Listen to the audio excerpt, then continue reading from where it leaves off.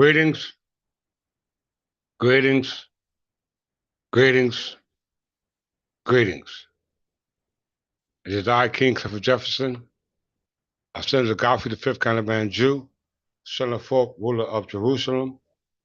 I'm the reincarnation or the personification or the incorporation of King Edgar, the peaceful laws that were incorporated back in time immemorial.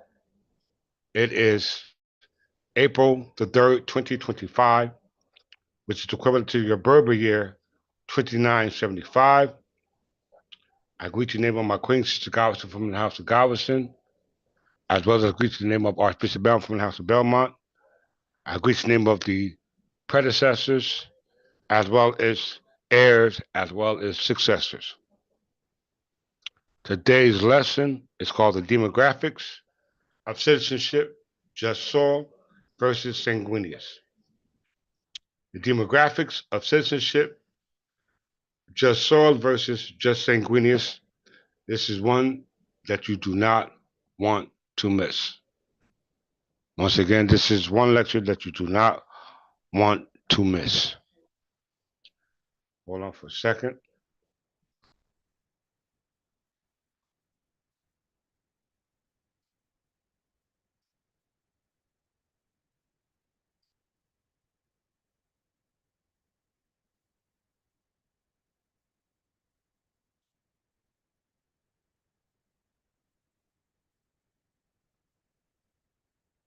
Greetings to you all who are here today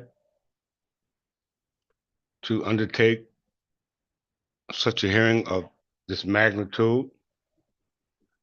Hope you all will be patient with me as in regards to revelation of this truth and be able to stay in your seats long enough to hear this truth. Okay? I know a lot of you might disagree with what it is that I'm presenting, but by no means does it stop me from the obligation of presenting it.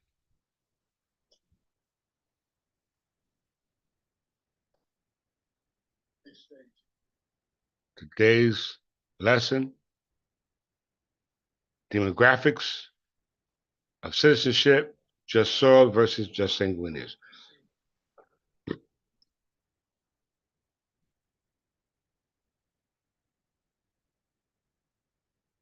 All who are viewing, if you would like to, please give me your name in the chat, as well as like, share, subscribe, as well as free and common soakage is needed and welcome here at the Third English Church of England. All right, in lieu of the patronage that I'm providing for you. And with that, let's get started with this marvelous lecture. Demographics of citizenship versus just soil versus just sanguineous. We know just soil is by being born on the soil, and just sanguineous is by blood. Okay? All right? This is the only way one can really be emancipated. All right?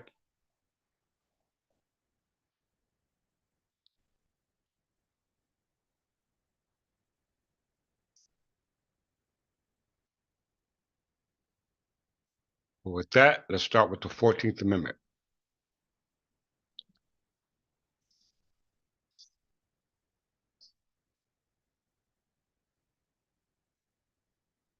Any questions? Once again, please post them in the chat.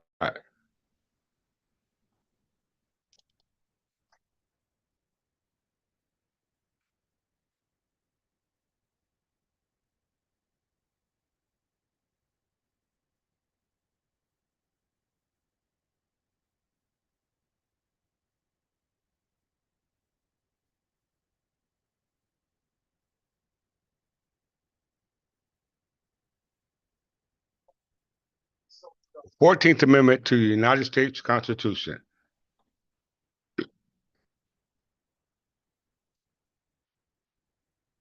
No one is excluded from this lecture as far as the ramifications of this lesson.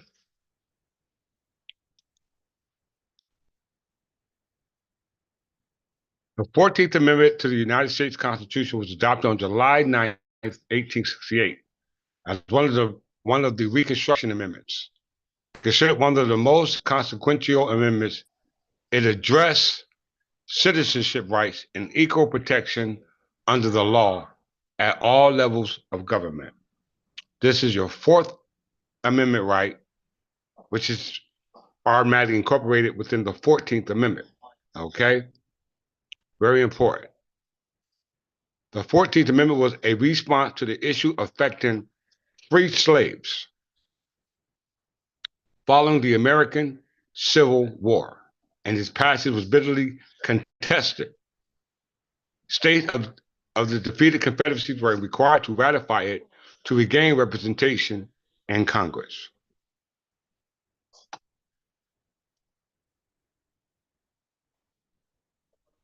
As you can see, you have a mirage of case law concerning citizenship, which we're not going to indulge in for the purpose of this lesson. Nor are we going to indulge in the Dred Scott case, all right, which was one of the first cases dealing with the emancipated so-called colored people, black people, or the Negro, or the Negroid versus the Caucasoid, all right? The amendment's first section includes the Citizenship Clause, Privileges and Immunities Clause, Due Process Clause, and Equal Protection Clause, okay? The Citizenship Clause, Privileges or Immunities Clause, Due Process Clause, and Equal Protection Clause, okay?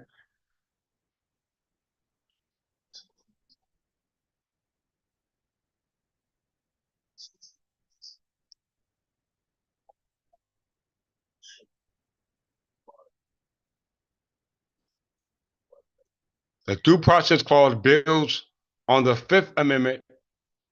Pardon, sorry about that.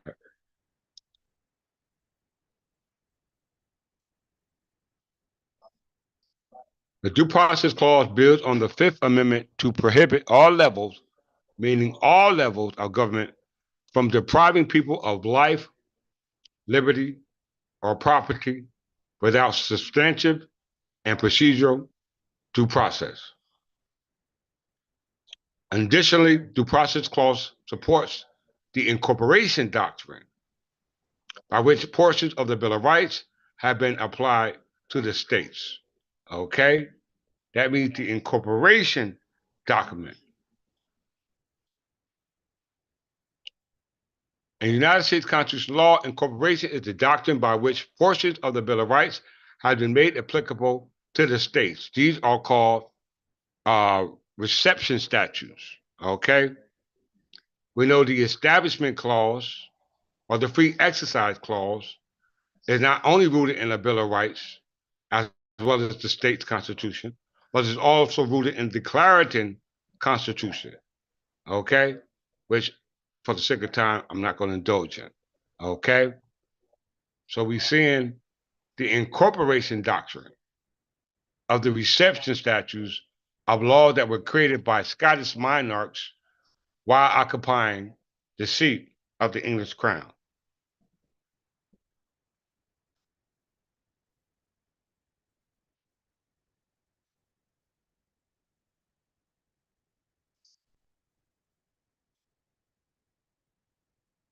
Main part concerning this lesson is the Citizenship Clause, because the Citizenship Clause determines the Due Process Clause, the privileges and immunities, as well as the due protection at law.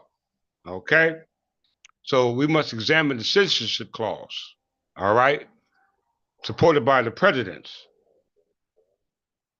Greetings, Countess Jones. Greetings, Brother McGarrett from the House of McGarrett and from the other prospective houses. Okay?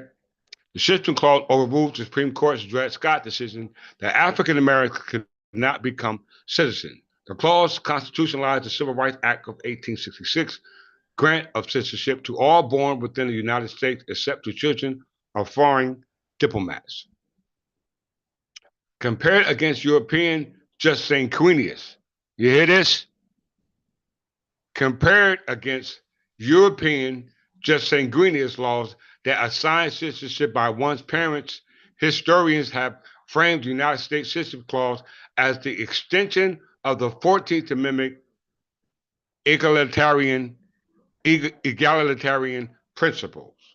Once again, compared against or compared to or contrast to European just sanguineous. So just soil versus just sanguineous.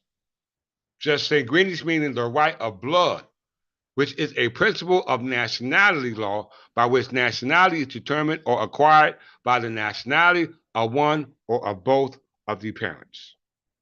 All right? Everyone, don't like the truth, you might as well just turn the page. Concerning citizenship, Congress debates over the Citizenship Clause showed explicit rejection of Senator Edgar Corn's anti-Roman sentiments, affirming that birthright citizenship cannot be revoked from children born to disfavored ethnic minorities. And the United States versus Warren Kim Art, 1898, Supreme Court confirmed that children born in the United States receive birthright citizenship, regardless of whether their parents are non-citizens, immigrants. That meaning is not based upon just sanguineous, but it's based upon just soil. Once again, it's not based upon just sanguineous. It's based upon just soil. All right. In the United States, Warren Kim Art concerns just soil and just sanguineous arguments. The question is, which argument do you entertain? Just soil or just sanguineous? Because the majority of the citizens here today, now residents, argue the just soil contrast or versus or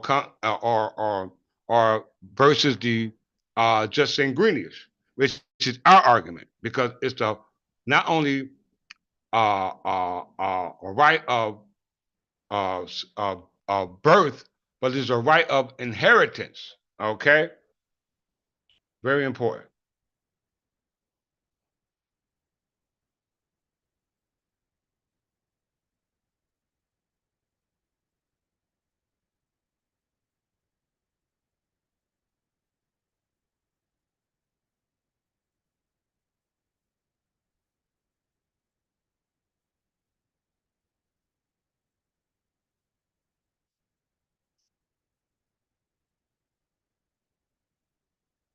So now we go to demography.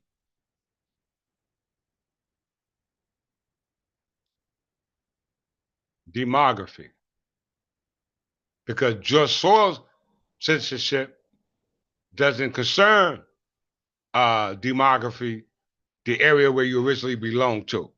All right. Versus demography, the area where your ancestors are sitting down from, i.e., your roots, are very important to understand what type of due process that you receive, as well as the um, protection at law, all right, as well as all the other freedoms that come along with you being a citizen or a subject determined by demography. Okay, very important.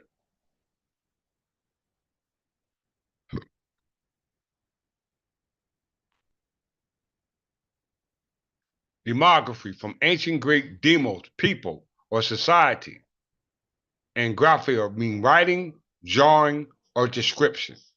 Okay, so there must be some writing and drawing description of the people concerning the people who make up that society, which apparently must be governed by some laws. Okay, does that make sense to everyone here before me today?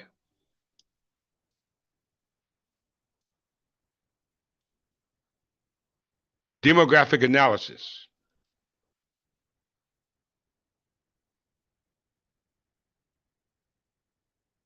Demographic analysis examines and measures the dimensions and dynamics of populations. It can cover whole societies or groups defined by criteria such as education, nationality, religion, and ethnicity. Educational institutions usually treat demography as a field of sociology, though there are a number of independent demography departments. These methods have primarily been developed to study human populations but are extended to varied varieties of areas where researchers want to know how populations of social actors can change across time through process of birth, death, and migration. In the context of human biological populations, demographic analysis used administrative records to develop an independent estimate of the population. Once again, administrative records contrast to human migration, all right, etc. All right, all right, those records that are administratively recorded to develop an independent estimate of the population. Demographic analysis estimates are often considered a reliable standard for judging the accuracy of the census information gathered at any time. Okay, in labor force, demographics analyze and use the estimated size and flows of population of workers and population of ecology. The focus is on the birth, death, migration, and immigration of individuals and a population of living organisms. Alternatively, in social human science, could involve movements of firms and institutional forms. Okay, so it's very important to understand the terminology or the definition or the meaning of the word demography, demography or demographics. And we should have a clear understanding by now. Okay? We should have a clear understanding by now.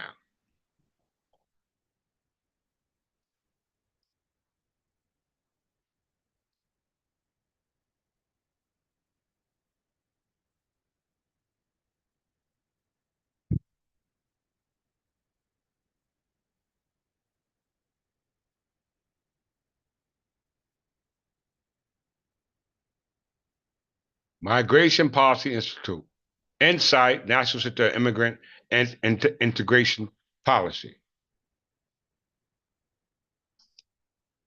By Jennifer Van Hock, Population Research Institute at Pennsylvania State University, with Michael Fix, Migration Policy Institute.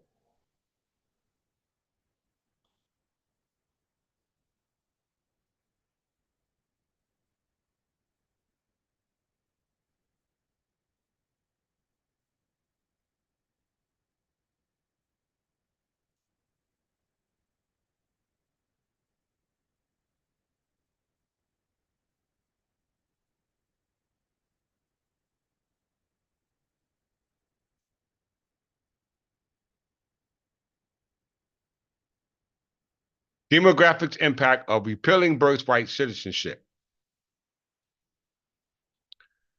Demographic impact of repealing birthright citizenship.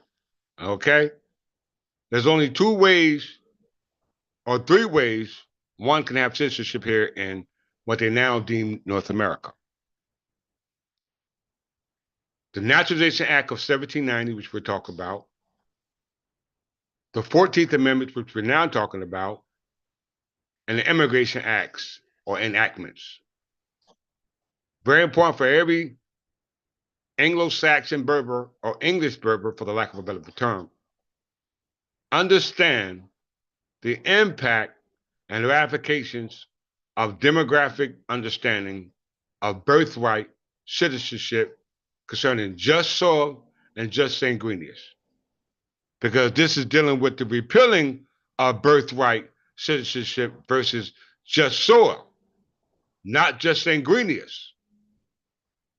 Okay? Being those born as foreigners who immigrated here. They're talking about repealing that. That's just soil. They're not talking about just sanguineous, which is birthright by blood. Okay? So you must fall under a classification. Okay?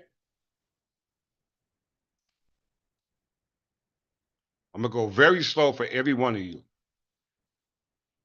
You can't say that I'm being biased.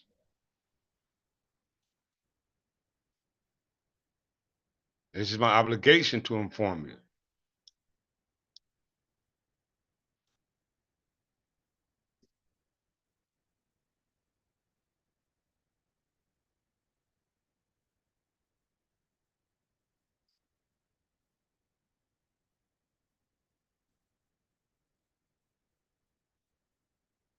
Introduction.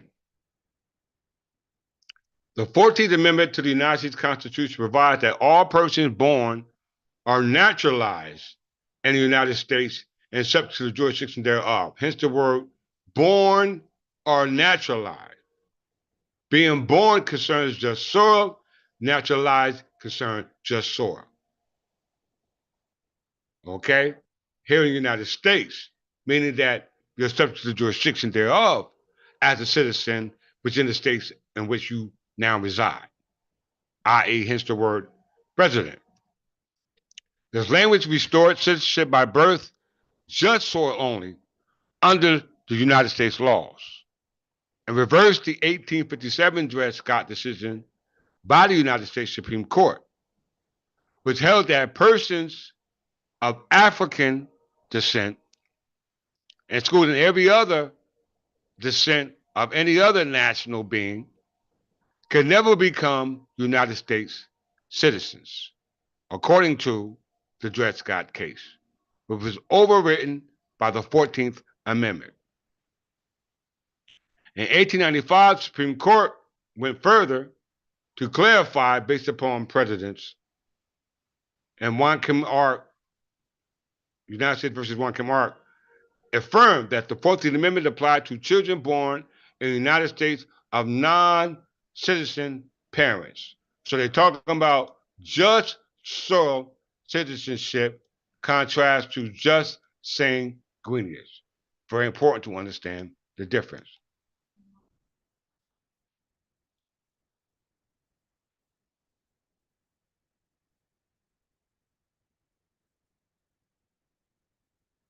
Recently, debates have resurfaced over ending the grant of birthright censorship of the children of unauthorized immigrants.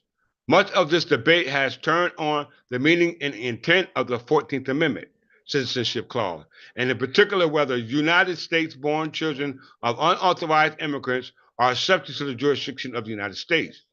Ending birthright censorship for the children of unauthorized immigrants via constitutional amendments would require approval of 2/3 of Congress and ratification by 3/4 of the state legislature, a high hurdle.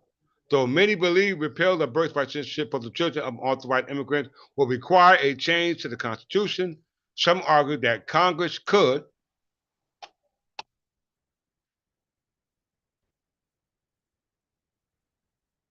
act legislatively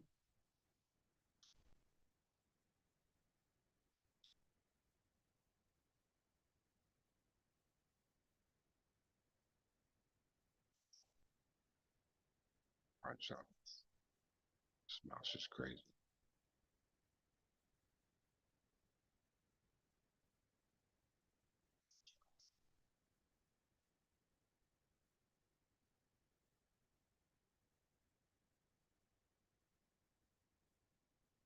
Oh,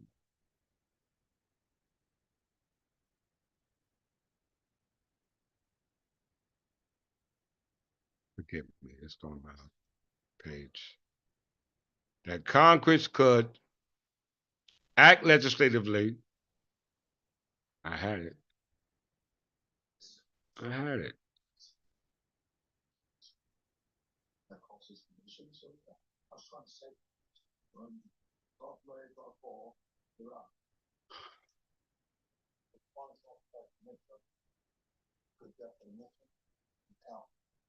Okay. That Congress can act legislatively without need for the constitutional amendment. Legislation introduced last year in the House of Representatives that 2009 Birthright and Citizenship Act would deny citizenship to United States-born children when both parents are unauthorized. We have to get that through our head. The parameters of the requirement of citizenship here in the United States. Okay, exclusively for just soil. Okay, concerning those who are born and naturalized, and just sanguineous based upon those who are descendants of those who were subject to the common law of England. Okay, which is what the Juan Kim Ark case was all about when you define the word or the term jurisdiction. All right.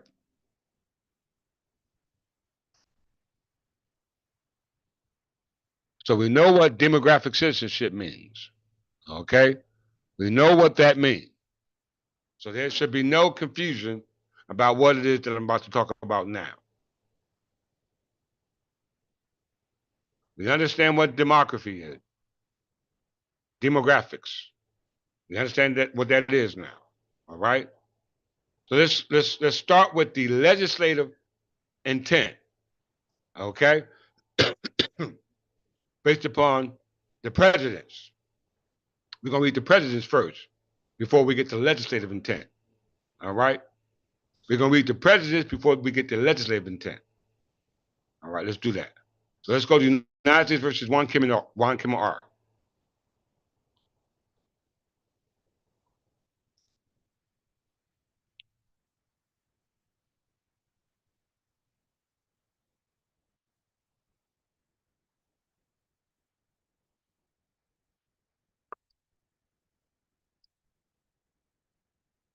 1898.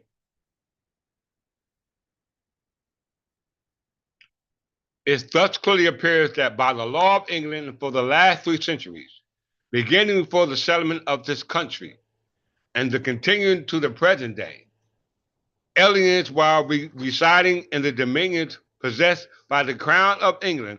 Let me just pull this up to make sure they know what crown we're talking about.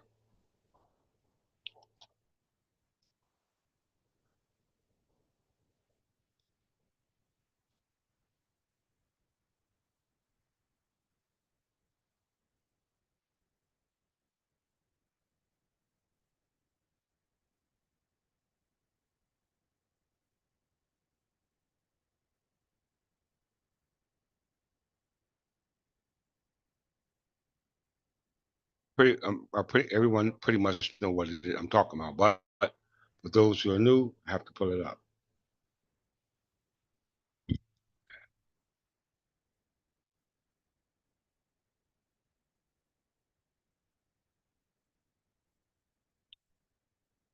We're talking about the crown, His Majesty's Council, which length in term is forever, it's indefinite, under the authority of the crown, which was sitting right here in the state of New Jersey, under the authority of a Scottish monarch known as Queen Anne, which was before your separation of church and state, it was a fusion of power, which would overlap with the executive, legislative, and judicial authority, which means the authority of the crown. The authority of the crown. The Provincial Council was established in 1702 upon surrender of the properties of East and West Jersey to the right of the government of Queen Anne, which established the crown, which was under authority of the Kingdom of England. It's very important that we understand that we're not talking about over there in what they now know as United Kingdom. We're talking about right here. Okay? So what y'all calling the United States of America, we're calling it England. Okay? We are calling England because we are descendants of those our English ancestry. And we know English ancestry is based upon the origin of the Anglo-Saxon history, which according to 1911 Encyclopedia Britannica, were Berbers, okay? Which were from North Africa, okay?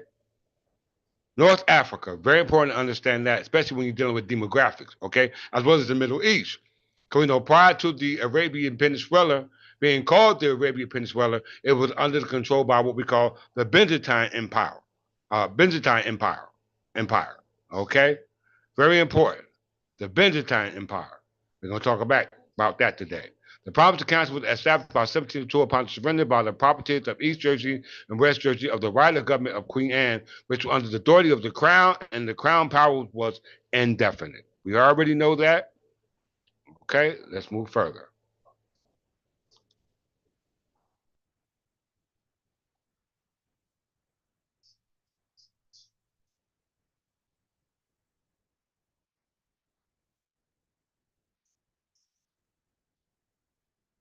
United States versus Juan Kimmel. This is prejudice. This is called the common law, case law, common law or case law.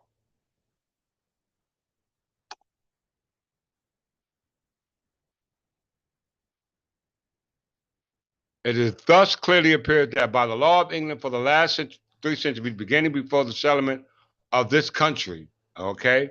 So before the settlement of this country, the laws of England, at least for the last century, it clearly appeared. So it was already recorded, i.e., demographics, demo people and graphics, writing, pictures, etc. However you recorded it, okay, all right, based upon the word demographics. What did it say the word demographics mean?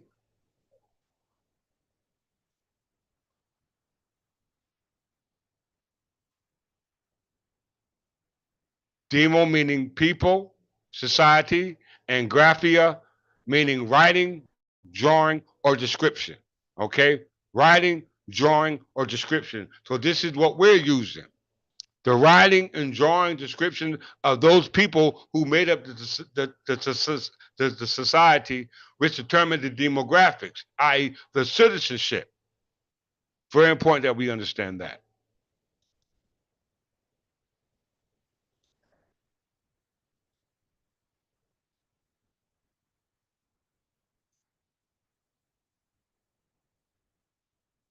So it thus clearly appeared by the laws of England for the last 3 centuries, beginning from the settlement of this country and continuing to the present day, aliens while residing in the dominions possessed by the crown of England. Okay? Let me move this.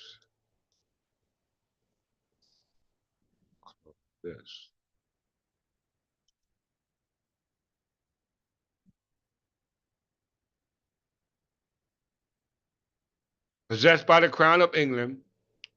Why is this there? Hold on. I'm trying to get something off my screen.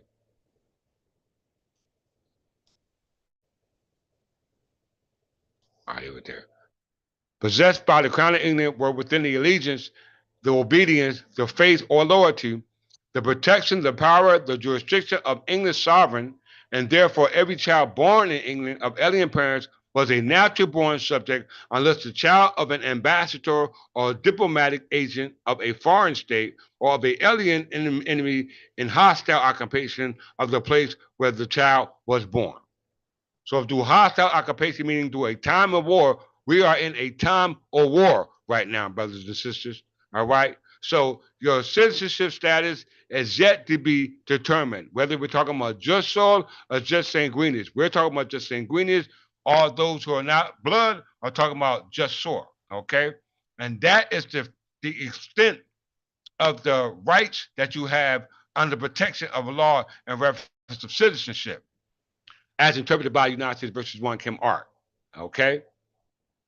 Very important. Because you're not under English sovereignty. We are.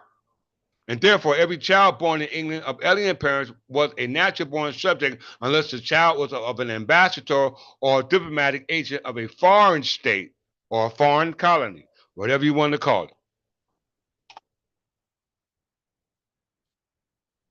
The same rules was enforced in all the English colonies. It didn't say Irish colonies. It didn't say Scottish colonies. It didn't say Danish colonies. It didn't say Spanish colonies. It didn't say French colonies. It said English colonies. Now we know that English, French, and Spanish have some alliances, some do marriage, okay, etc.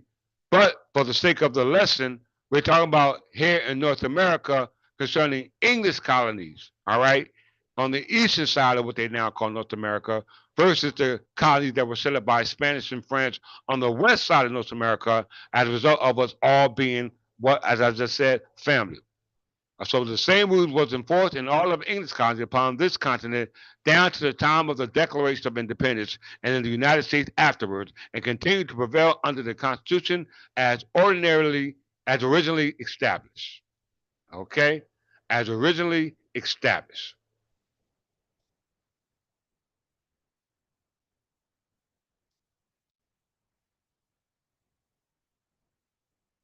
In English versus Sullivan Snug Harbor, in which the plaintiff was born in the city of New York about the time of the Declaration of Independence, the justices of the courts, while differing in their opinion upon other points, all agreed that the law of England as to citizenship by birth was the law of the English colonies in America. Mr. Justice Thomas, speaking for the majority of the court, stated that it is universally admitted, both in English courts and in those of our own country, that all persons born within the colonies of North America, while subject to the Crown of Great Britain, are natural British subjects. Mr. Johnson said he was entitled to inherit as citizens born of the state of New York. Mr. Justice Story stated that the reason upon this point more at large refers to Calvin's case. We know Calvin's case dealing with the immigration under the Settlement Act going back to the Elizabeth I from the House of Tudors, okay? Which doesn't go back to what we call until the second, it only extends to the second generation, okay? So that within itself had limitations on the right of inheritance, all right? We're going to prove that. The United States versus slave.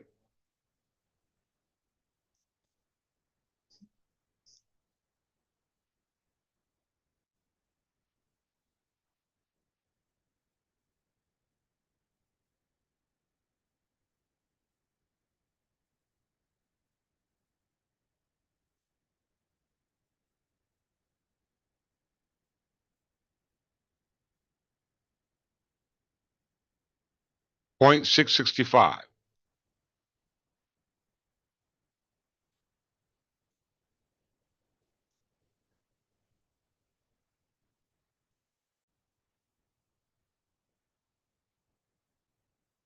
Right here. To create allegiance by birth, the party must be born not only within the territory, demographics we talk about, brothers and sisters, but within the allegiance of that government based upon the territorial, i.e., demographics. If a portion of the country be taken and held by conquest and war, the conqueror acquires the right of the conqueror as to the dominions in the government and children born in the armies of a state, while abroad in occupying foreign countries are deemed to be born in the allegiance of the sovereign to whom the army belongs, whether by conquest or by way of what we call discovery versus being born by way of being an heir or descendant, etc. So it says, conquer acquires the right of the conquered as to its dominions in government, and children born in the armies of a state while abroad and occupying a foreign country are deemed to be born in the allegiance of the sovereign to whom the army belongs. It is equally the doctrine of English common law that during the such hostile occupation of territory and the parents by adhering to the enemy as such subjects de facto, pardon, so as adherent to the enemy as subjects de facto, you hear that? Not de jure, but de facto, their children born under such a temporary dominion are not born under the allegiance of the conquest, of the conqueror. Okay? So that means that when New Jersey, i.e., the state of New Jersey, i.e., the corporate state of New Jersey, incorporated and created the laws for their government, those citizens that were here or those subjects that were here prior to the creation of that government and their residency were still subject to the contract or agreement or the laws that were there that precede the creation of the state of New Jersey. Okay, very important that you understand that with the premises of this lesson. Okay. It says here, and he elsewhere says, and if at common law all humans born within the legion of the king and under the king's obedience were natural born subjects and not aliens, I do not perceive why this doctrine does not apply to these United States. In all cases in which there is no express constitutional or statute declaration to the contrary, subjects and citizens are in a degree convertible terms as applied to natives. And though the term citizen seems to be appropriate or the most sought or the most used, all right, uh, seems to be appropriate to the Republican freemen, yet we are equally within the inhabitants of all other countries subjects, for we are equally bound by allegiance and subjection to the government and the laws of the land.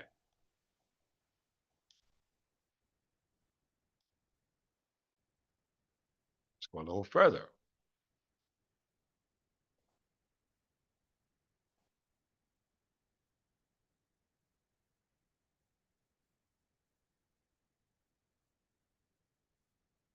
Let's go to 668.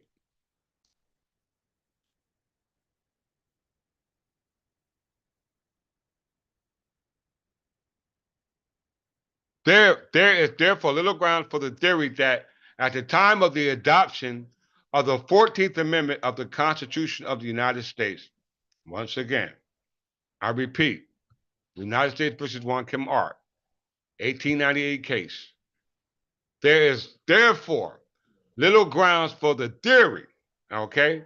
So you don't need to second guess this.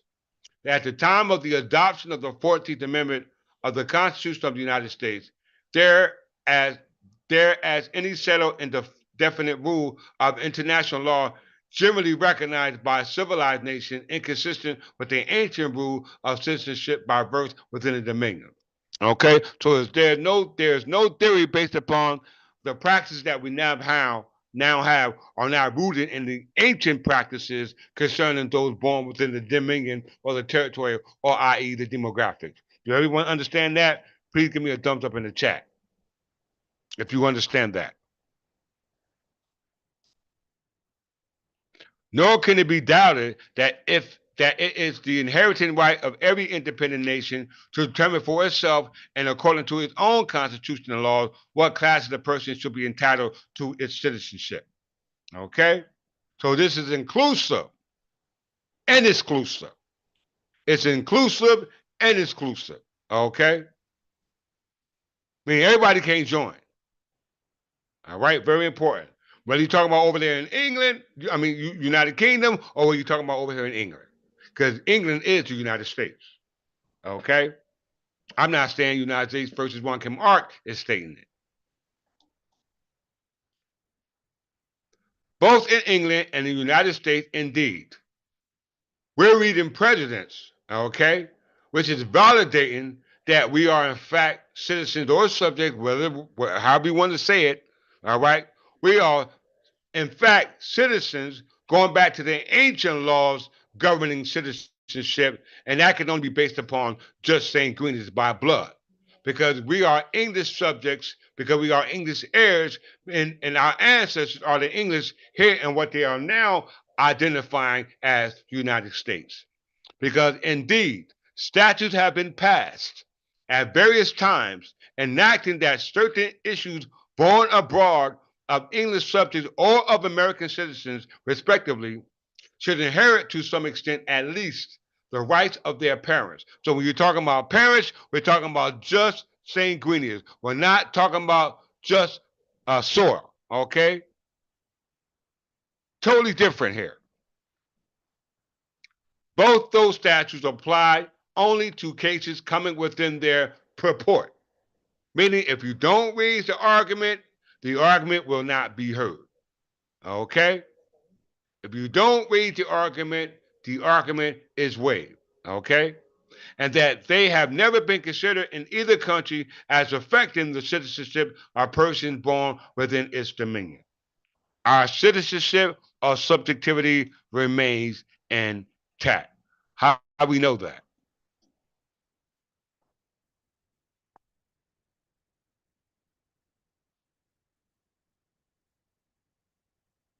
The earliest statute was passed in the reign of Edward III, and the Rolls of Parliament 17th of Edward III. It is stated before these times there have been great doubt and difficulty among the lords of the realm and the commons, as well men of the laws as others, whether children who are born in parts beyond the sea ought to bear an inheritance after the death of their ancestors in England, because no certain laws have been thereon ordained. Edward III. And by the kings, lords, and commons, it was unanimously agreed that there was no manner of doubt. So there is no theory, because there is no manner of doubt that the children of our Lord, the King, whether they were born on this side of the sea or beyond the sea, should bear the inheritance of their ancestors.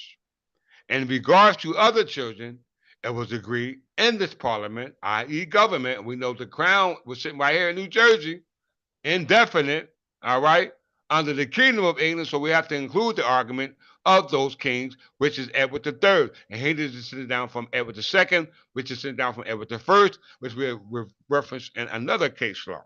In regards to the same argument, demographics concerning citizenship, whether on that side of the sea or this side. In regards to other children, it was agreed in this parliament that they also should inherit whenever they might be born in the service of the king. So you must be in service of the king. You must, and only you can be in service is by your allegiance. Okay? But because the parliament was about to depart, and the business demanded great advisement and good deliberation, how it should be best and mostly surely done, the making of a statute was put off to the next parliament by reason, apparently, of the prevalence of the plague in England. No act upon the subject was passed until 1350, which Parliament passed an act, a statute for those who are born in parts and beyond the sea, but which, after reciting that some of the people in doubt if their children born in part beyond the sea are out of the legions of England should be able to demand any inheritance within the same legions or not, whereof petition was put in the Parliament of Edward III, and as not at the same time wholly assented. It was one agreed and affirmed that the laws of the Crown of England is and always has been such that the children of the kings of England, and whatever parts they be born in England or elsewhere, be able and ought to bear the inheritance after the death of their ancestors. So that means that after the death of our ancestors who died during the 100-Year Wars, who died through the War of the Roses, who died through the Second 100-Year War, who died through what we call the Anglo and Dutch Wars, who died through what they call the American Indian War, who died through all those wars that took place prior to your understanding of the people who took place in those wars, which were predominantly your ancestors. All right, very important. Also agreed that certain persons named, which were born beyond the sea, which from henceforth should be born without the allegiance of the king, whose fathers and mothers at the time of their births be and should be at the faith and allegiance of the king of England, not Scotland, not Ireland, not the Danish, or any other nation for that matter, but of England, to have and enjoy the same benefits and advantages, to have and to bear the inheritance within the same legions as the other inheritors aforesaid. And times to come, they're talking about future endeavors. So always that the mothers of such children do pass the seeds by license and wills of their husbands. Okay? Very, very important. These are passed by Edward III, a Plantagenet king of England and France as well as Spain. Okay? King of England, France, and Spain. Very important to understand what's going on.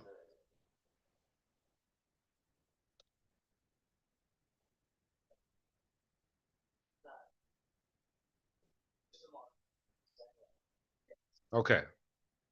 This is United States versus one Kamar, where it deals not just with your citizenship, what you want to call it subject citizenship, but it also deals with your right to inherit your estate.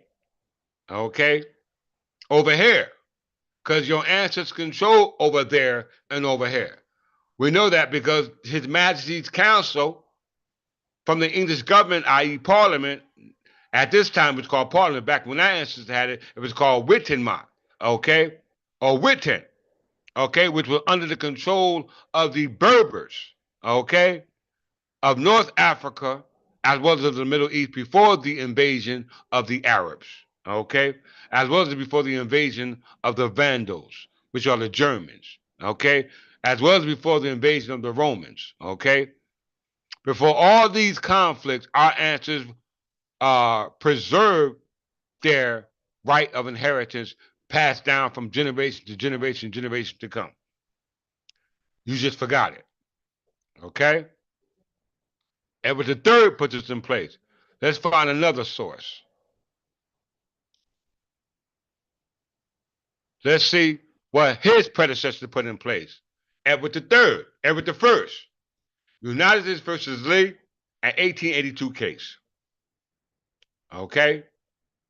An 1882 case. Imagine me in the court of law breaking this down to a jury of our peers. Okay?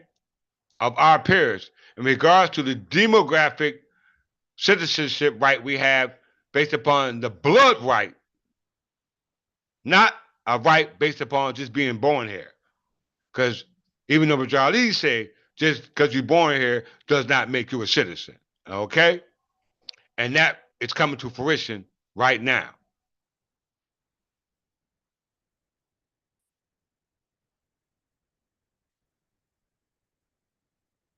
So whether you listen to me or not, it doesn't matter. It says in order to decide whether the interference is justified from what is conceded, it is necessary to ascertain if we can at what principle of exemption of the United States from a suit by one of its citizens is founded, and what limitation surrounding this exemption. Okay? So this is a case dealing with the right to sue the United States as a citizen. Okay? And we understand based upon what United States versus One Kim Ark said about a citizen. Okay? We know the United States is not made up of citizens of England. Okay? Because they don't have citizenship by way of what we call just sanguineous. They might have it by way of just soil, but not by way of just sanguineous. Very important. You must be part of the family. In order to decide whether the interference is justified from what is conceded, it is necessary to ascertain if we can or at what principle the exemption of the United States can be had from a suit by one of its citizens, which is founded in what limitations surrounding the exemption.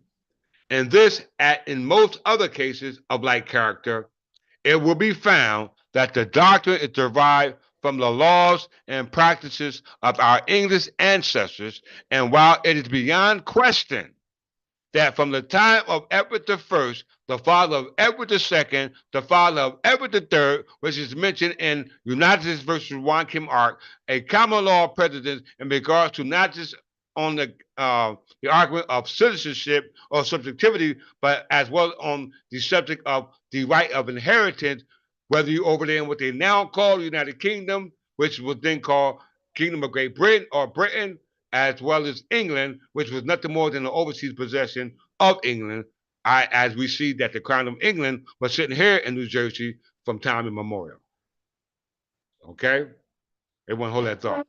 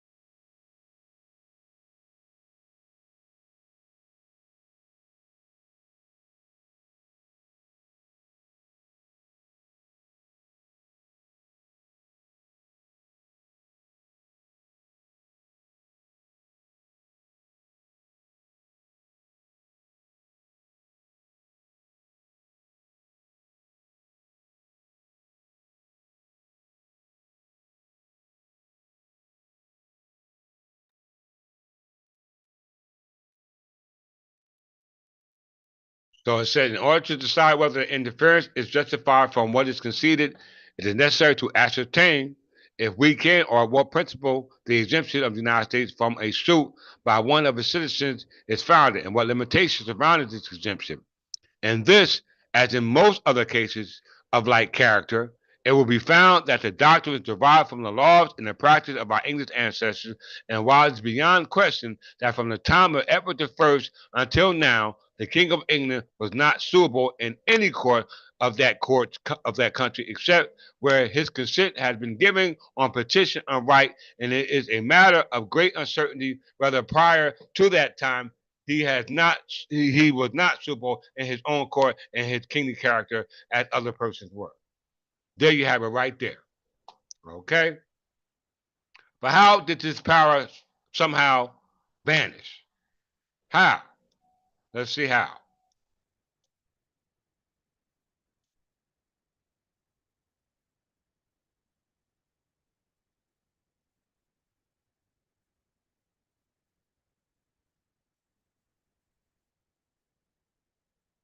Everyone needs to check it out. Hold that thought.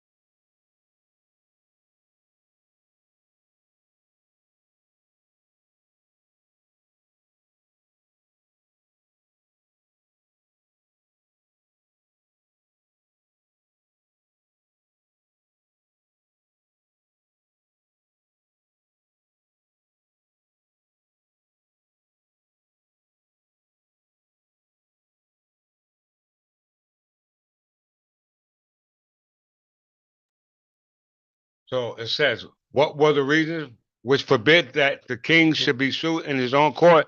And how does this reason apply to the political body corporate, which we call the United States of America? As regards to the king, one reason given by the old judges was that the absurdity of the king sending a writ to himself to command the king to appear in the king's court. No such reason exists in our government, as process runs in the name of the president and may be served on the attorney general, as we done in the case of Chittenden versus Georgia. Read that case, very important. So what they have done is switch places with the king and his council to the governor and the attorney general, which is the council that they created. Okay, contrary to what the council which was established. Okay, and that stems from the overthrow in 1776 here in New Jersey, because the crown was definitely here. Okay, we know that at one time New Jersey, prior to it being called a state, it was called the colonies. Okay, we can read New Jersey's constitutional Avalon, 1776, where it clearly says that they changed from states to colonies. Okay, it's very important to understand, because we see that in 1702 the authority of the crown was here in New Jersey indefinite and it remained intact. Okay, very important. Even when the Scottish monarchs were sitting on the throne, and what they put in place, the 13 colonies brought to fruition, which was to overthrow the English crown. Okay, because the unification didn't come until 1707. Prior to that, the rims of England, Ireland, and Scotland remained separate. Okay, they remain separate. I'm not saying that. This is what the Supreme Court said in the United States versus Lee. Let's see.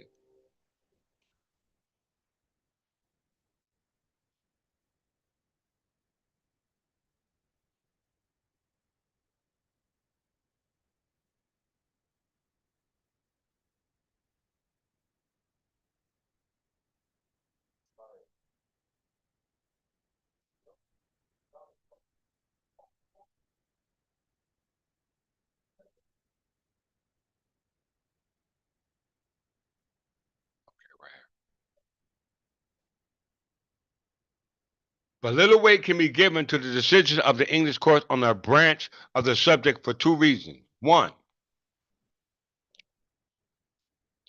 in all cases where the title to property came into controversy between the crown and a subject, whether held in right of the person who was the king or as representative of the nation, that being me, because those kings aren't there. People change, but positions don't. Okay, so in all cases where the title to property, i.e., the real estate, i.e., the land, because the real estate sits on the land. When it came to controversy between the crown and a subject, whether held in right of the person who was by king or representative of the nation, there was a right called a petition of right, presented as a judicial remedy, a remedy which this court, on full examination in a case which required it, held to be practical and efficient. There has been, therefore, no necessity for suing the officer or servants of the king who held possession of such property when the issue could have been made with the king himself as a defendant. Okay? You see that argument in Chisholm versus Georgia. Okay? And two,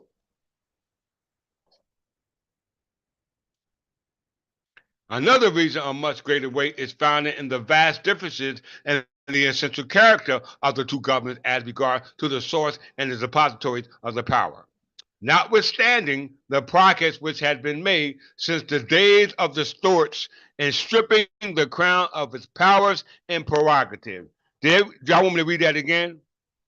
Notwithstanding the progress which had been made by the United States, i.e., the states, since the days of the Stuarts and stripping the crown of England of its powers and prerogatives. It remains true today that the monarch is looked upon with too much reverence to be subject to the demands of the law as an ordinary person are, and the king-loving nation will be shocked at the spectacle of their queen being turned out of her pleasure, guarding by a writ and ejectment against the gardener. Who was those gardeners? Those who were working for the United States government under the Jersey government, which were at that time under control of the power of the United States, under what we call William Franklin. Okay, William Franklin and what's his name? Let's just go to it right here. I got the proof. Don't hate me because I keep it real.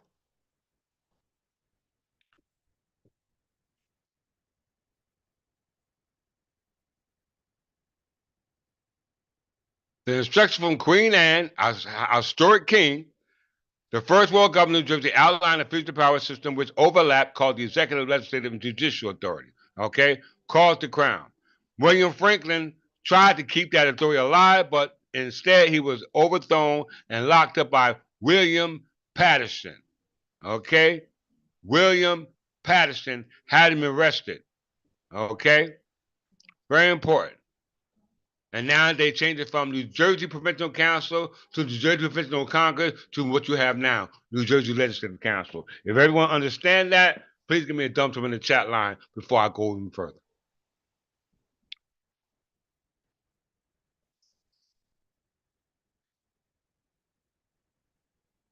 So we looked at United States versus Warren Mark, dealing with not just the topic of citizenship, but as the right of inheritance of citizenship. We also looked at United States, I believe, talks about the right to inherit property, and when somebody has taken that property, the right bring a claim to that effect, such as those who are the United States, because they are the successors of the Stuart kings who dissolved or severed the power and the will and prerogatives of the crown, which we just read in United States versus Lee.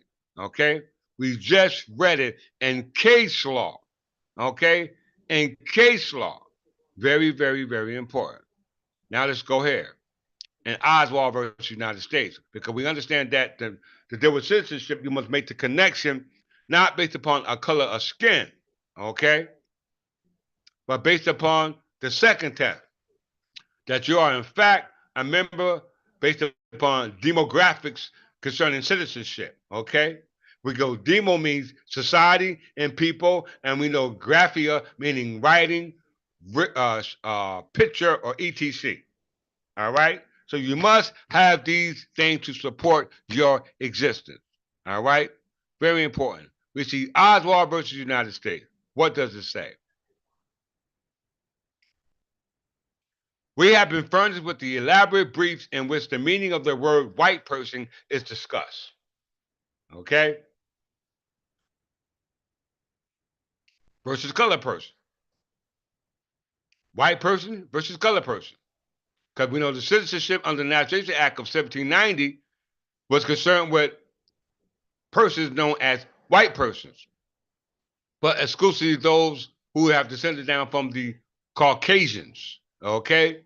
Versus the other meaning of the word white, okay? Which was the term created by the framers in light of what they thought it meant, okay? Versus what it meant universally, okay? When that classification, such as white person, was created, okay? Very important. So let's look at that. We have been furnished with a elaborate brief in which the meaning of the word white person is discussed. Because a lot of us say we are the white person, where in fact we are the white person, okay? Based upon the categories that data collection has been uploaded, based upon those who acquire that data, okay? Which we'll talk about. So we have been furnished with elaborate briefs in which the meaning of white person is discussed with the ability and at length, both from the standpoint of judicial decision and from that of the science of ethnology. Okay? All right, so not just based upon the characteristics, but based upon genealogy. Okay?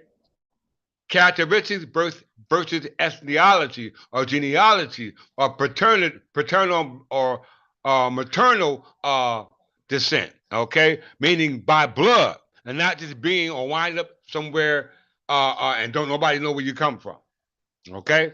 It does not seem to us necessary, however, to follow the councils in their extensive researches in these fields in regards to ethnology and determine what the word white mean and characteristics and determine what the word white mean.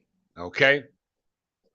It does not seem to us necessary, however, to follow counsel in their extensive research in these fields, and it is sufficient to note the fact that these decisions are in substance to the effect that the words import a racial and not a individual test. Once again, a racial but not a individual test. This is very important to keep in mind in today's discussion. Okay? Because we're going to use 3 case law to qualify the individual test versus the test that have been created for you. Okay? Because as I always say, he who writes your books sets your timeline. Time of it was when we were not. The life of time begin, the time will come when we as a people will be no more.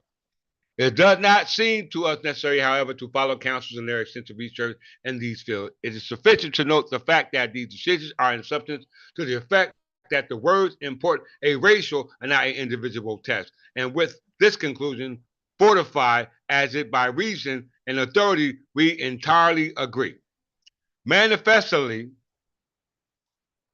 the test afforded by the mere color of skin of each individual is impractical, as that differs greatly among persons of the same race, even among Anglo-Saxons, ranging by imperceptible gradation from the fair blonde to the swarthy brunette, the latter being darker than many of the higher-hued persons of brown or yellow races. Okay?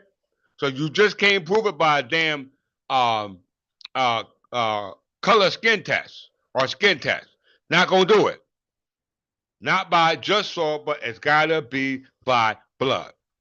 Hence, to adopt the color test alone would result in a confusing overlapping of races and a gradual merging of one into the other without any practical line of separation. Did y'all hear that? Without any practical line to separation. So that brings us here to what we call Enwe Amar Hassan.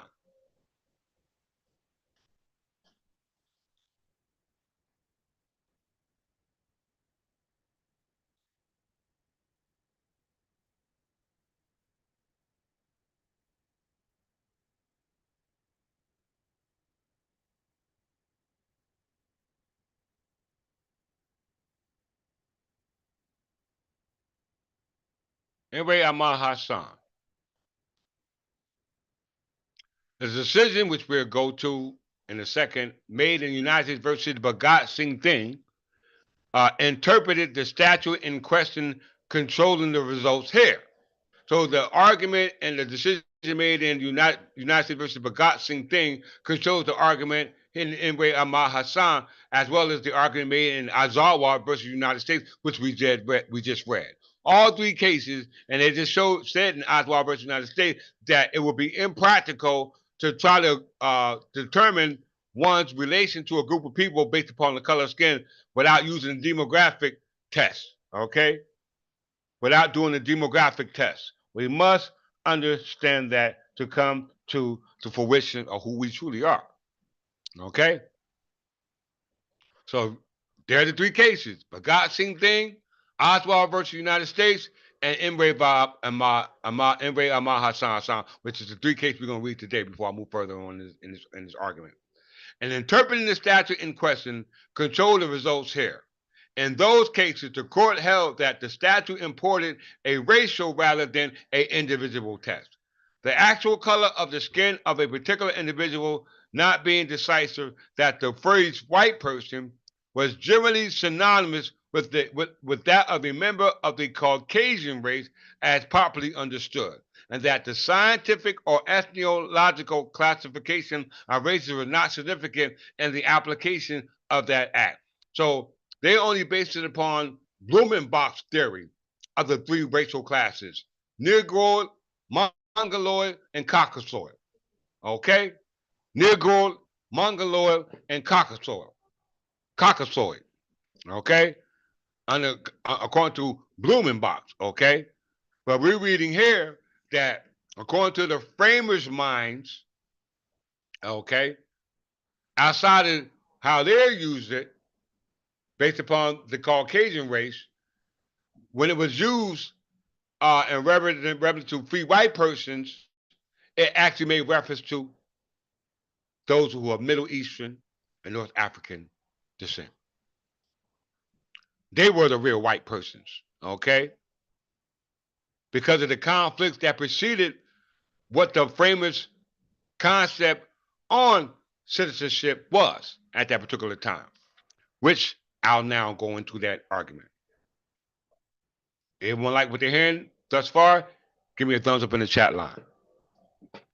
Interpreting the statute in question controls results here. In those cases, the court held that the statute imported a racial rather than an individual test, that the actual color of the skin of a particular individual not being decisive, that the phrase white person was generally synonymous with that of a member of the Caucasian race as popularly understood, and that the scientific or ethnological classification of the race were not significant in the application of the act, because with that you need demographics.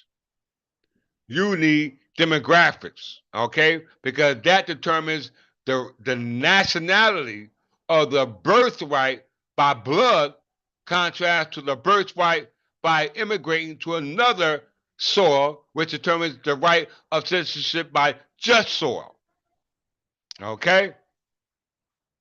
So they said that according to the framers' mind, under the Naturalization Act of 1790, it was synonymous with the members of that society based upon demographics of the Caucasian race as popularly understood, and that the scientific or ethnological classification of the race were not significant in the application of that act or legislative intent. And the Thin case, though, all right, in the Thin case, now we're reading Imre Ahmad Hassan, but we're talking about the Thin case, the case we're going to read in a second, okay? We're going to read the Thin case, and they're talking about the Thin case, the intent of the word white person, okay? So it says, in the Thin case, the court pointed out that the framers of the statute in employing the term white person had primarily in mind European people, okay? They had in mind, using the phrase white person, primarily European people who constituted the class from which virtually all of the immigration to this country had come, and who readily became assimilated into our civilization. Okay? Very important. So that means that all who immigrated will be assimilated into those who were indigenous to these lands. Okay?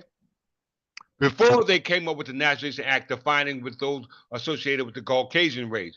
And we know the Caucasus race is associated with the Caucasus Mountain over in Asia. Okay? So that's Asian. Very important to make those distinctions.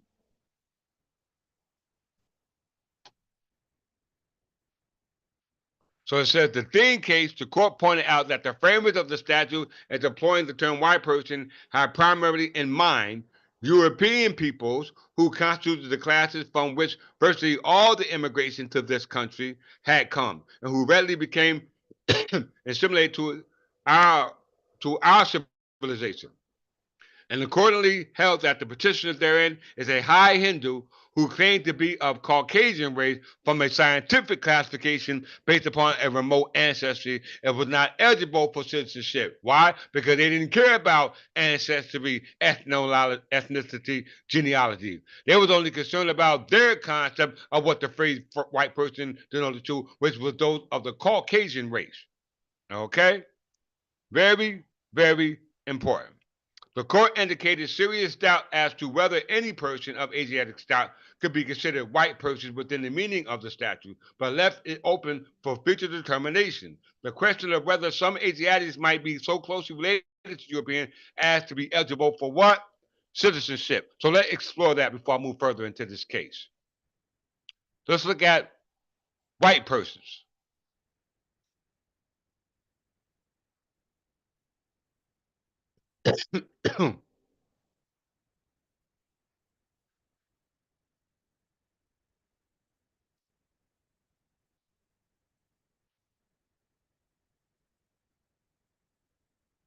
White Americans. So they would be considered Caucasian America versus white Americans. Okay? Caucasian American versus white Americans. White Americans are Caucasians who adopted white Americans to identify with the Caucasian race who are now in America. Okay? So once again, white Americans, sometimes called Caucasian Americans, are Americans who identify as white people. In more official sense, you hear that? In a more official sense, official, we mean official and unofficial. The way they use it is unofficial. Can we all agree? Because it involves no demographics. But in a more official sense, the United States Census Bureau, which collects demographic data on Americans, define white as a person having origins in any of the original peoples of Europe, the Middle East, and North Africa. I repeat. The data collected on demographics of those called Americans now defined as white are exclusively and inclusively denoted to persons have an origin in any of the original people of Europe, the Middle East, and or North Africa descent. Okay? Very important to understand that. Very important. So that means Middle East or North African descent. All right? Middle Eastern or North African descent, and that can also include Europe, because we know Europe is next close to North Africa and the Middle East. Okay? It is across the Mediterranean. Very important to understand that. White Americans, sometimes called Caucasians. And Caucasian is in Asia, so they would not be considered North African or Middle Eastern based upon the demographics. Does that make sense to everybody? I hope so.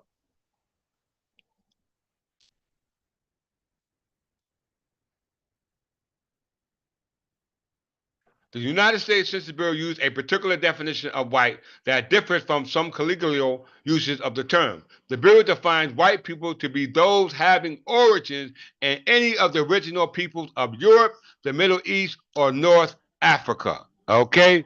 Europe, Middle East, or North Africa. These are your true white persons, for lack of a better term, or better phrase, or a better identity. Okay? Very, very, very important. So this is closer to those of Europe, Middle East, and North African descent.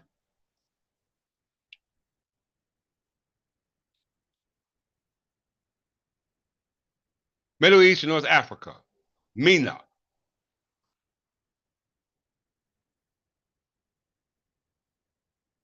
Now we just seen the Hindu of Asia, as well as the Arab, did not classify as citizenship based upon the meaning of the Naturalization Act in 1790, where and that was established in the United States versus Enway versus Amar Enway Amar Hassan, and United States versus what is it?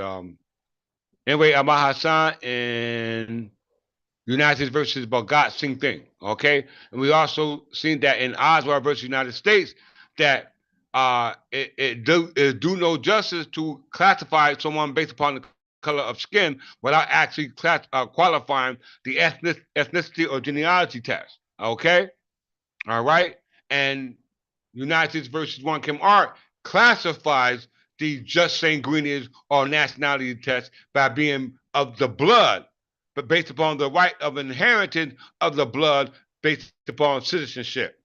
All right, which is based upon the collection of data of the ancestry based upon the demographics of the ancestry and where they originated from. Okay, very important. Let's get it. Middle East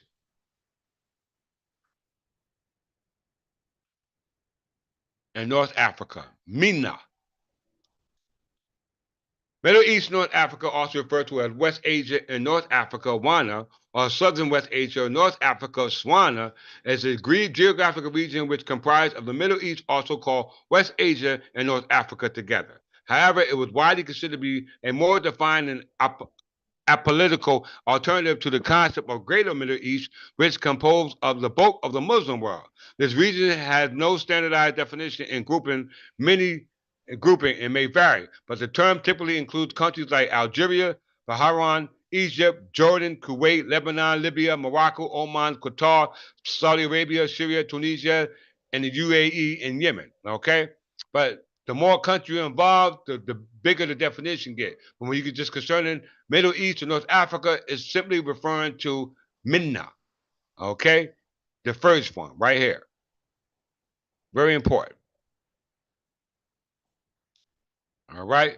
So it said the Middle East and North Africa. We know Middle East and North Africa is separated as a result of the societies of the people who settled, whether they were originally from there or immigrated there, which determines the demographics. Okay, which determines the demographics.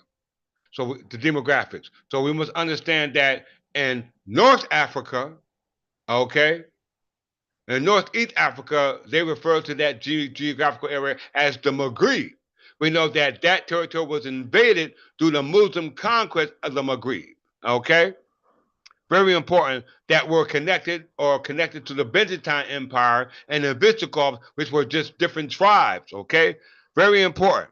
Versus the Arab world. Okay? And we know the Moors are those who are amalgamation of the mixture of Arabs and Berbers, okay, as a result of the Muslim conquest of the Maghreb, okay, and we understand the Maghreb, what we call it, or our ancestors call it, in Arabia it was called,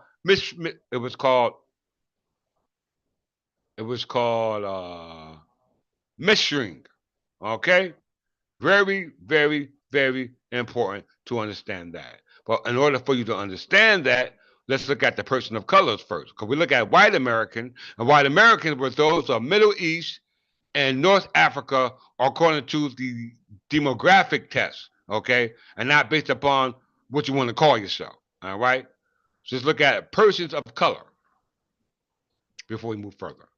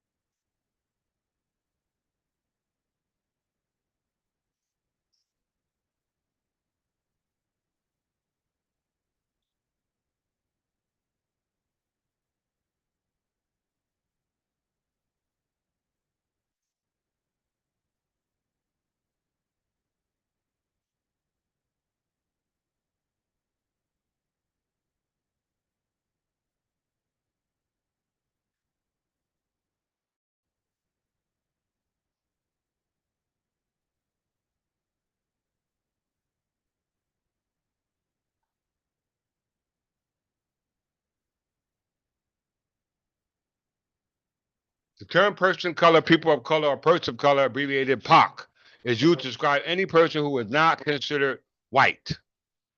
We already defined white person based upon demographics, anyone of what we call Middle Eastern or North African territory. All right? That's what it means. Okay? So that would automatically mean persons of color. Okay? That would automatically classify, we would automatically classify as white person if you're talking about Middle Eastern or North African, because the majority of those people there are considered persons of color, if you want to use that phrase. In the current meaning, the term originated in and associated with the United States. From 2010, however, it has been adopted elsewhere in the Anglosphere of persons of color, including relatively limited use in the United Kingdom, Canada, Australia, Ireland, and South Africa. Okay? The United States, the term involves the various definitions of non-whiteness. Okay? And when we see that, we know we're talking about how they identify based upon the Language and the Naturalization Act of 1790, which deals with exclusively Caucasian race. Okay?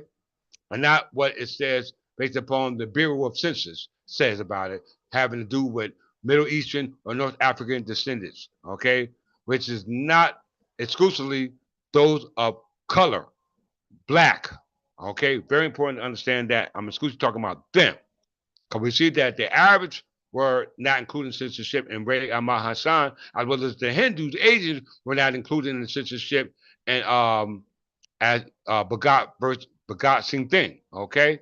And because we understand they used the color test uh, to classify as the colonists did under the language of the Naturalization Act, and that was exclusively for those Caucasians.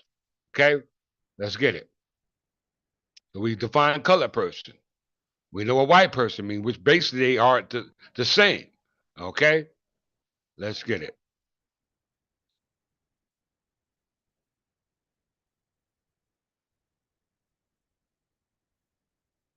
Middle East and North Africa are meaning.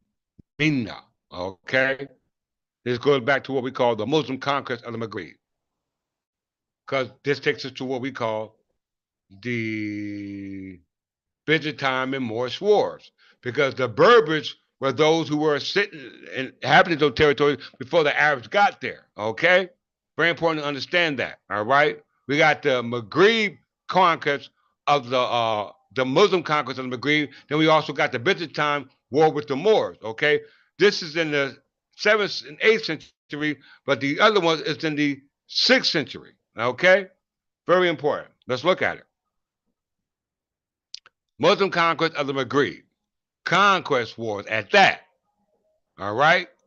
Conquest wars at that. When the Byzantine Empire lost its last remaining stronghold to the Muslim conquest. So we're talking about the Byzantine Empire against the Muslims. All right? On the Maghreb, they call it the Mashriq. It should have been the Maastricht should have been the part of Maghreb if they had not invaded that territory based upon the demographics. Okay, so it says the belligerents are the Muslims and the Byzantine Empire. Okay, and all these tribes are what? Berber tribes, Kingdom of Orange, Kingdom of Altabah, Kabyle, Kingdom of Khorasanis, Kingdom of Honda, various other Berber tribes, and stateless of the Visigoths kingdom. All right? Very important. So now we have to go into the Byzantine Empire and the Moorish Wars, because the Arab were the Moors. Right? Only makes sense.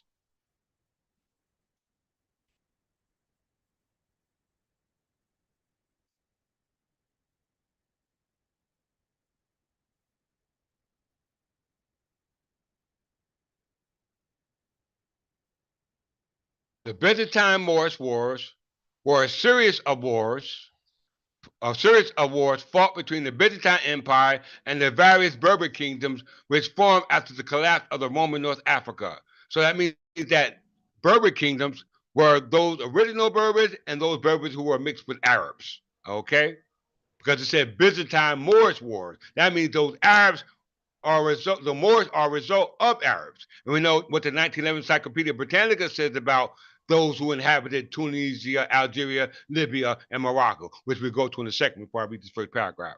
The Byzantine wars were a series of wars fought between the Byzantine Empire and various Berbish kingdoms, which formed after the collapse of Roman Africa. North Africa. The war also featured other rebels such as the renegades of Stosas and the Vandalic rebels of Guntarth. The war ended with the Berbers attempting to push the Romans out of Africa, being defeated at the Battle of Fields of Cato, and the Byzantines being too weakened to take over the variously newly formed kingdoms such as Altaba and the kingdom of Oraz. Okay, so these are a bunch of tribes spread it out, whether they were made of Arabs or whether they were made of Berbers. They were all tribes living at this time. They were called barbarian tribes. Okay, very important to make that connection. This is in 533. Okay, this is also called the Vandalitic Wars. This involved what we call the Vandals and the Vandal kingdoms. Once again, this involves the Vandals and the Vandal kingdoms called the Vandalic Wars, okay? And the Vandalic Wars and the Vandal kingdoms were established by a way or a result of the crossing of the Rhine, okay? And that originated with Alans who originated from the Caucasus Mountains, okay? Once again, the Caucasus Mountains in which the founding fathers identifying based upon the meaning of the word white person, okay? Other than what the Bureau of Census identified white persons, which denotes to those of Middle Eastern or North African descent, which apparently must have been those Berbers. Okay? Very important. Let's look at the belligerents. The Byzantine Empire, Huns, pro-Roman Berbers, and Berbers and other rebels. So these are all scattered groups of Berber tribes, whether they were original Berbers or amalgamated Berbers by way of mixture or by way of slavery or capture, etc. The area encompassing these Berbers were Tunisia, Algeria, Libya, and Morocco. Okay? We see that right here. Okay? This is also known as the Veldic Wars. Let's look at that real quick. Same time era.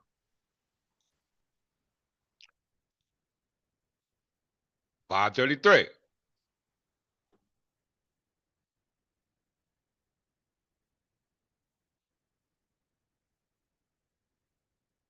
These are also wars of conquest, just like the wars of conquest involving the Muslims. Okay? They were always involved in what they call conquest. The Vandal Wars was a conflict fought in North Africa. Why are they in North Africa? All right? Between the forces of the Byzantine Empire. They were also war. Byzantine Empire was also war with the Arabs. Now they're war with the Vandals from the Vandal kingdom. It was the first war of Emperor Justinian I, wherein the Byzantines attempted to reassert Roman sovereignty over territories formerly controlled by the Western Roman Empire. They were under what they call the Vandal kingdom. Let's look at the Vandal kingdom real quick.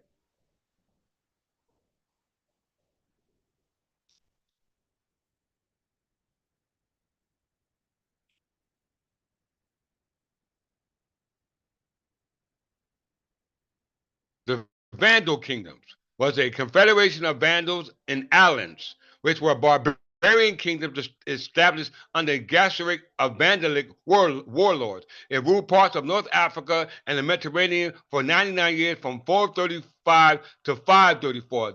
So these all concern the Byzantine war against the Moors as well as the Vandalic wars. Okay? That means that the Berbers was not only fighting Arabs, they were fighting Germans. Okay? We must understand it as a result of them crossing the Rhine. Okay? Because they mentioned the Alans, right? Who are the Alans? Let's look at that real quick.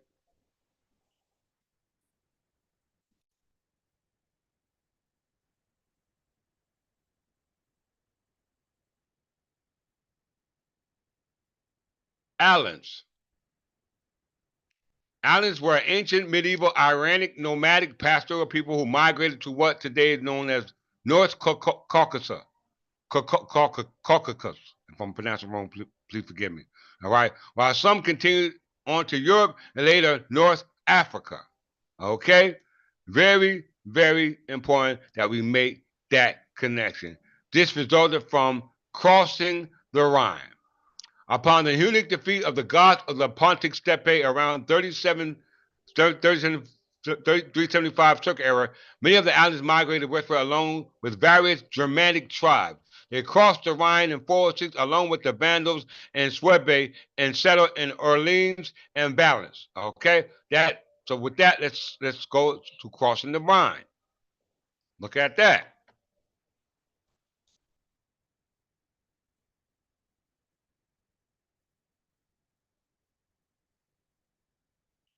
Crossing the Rhine.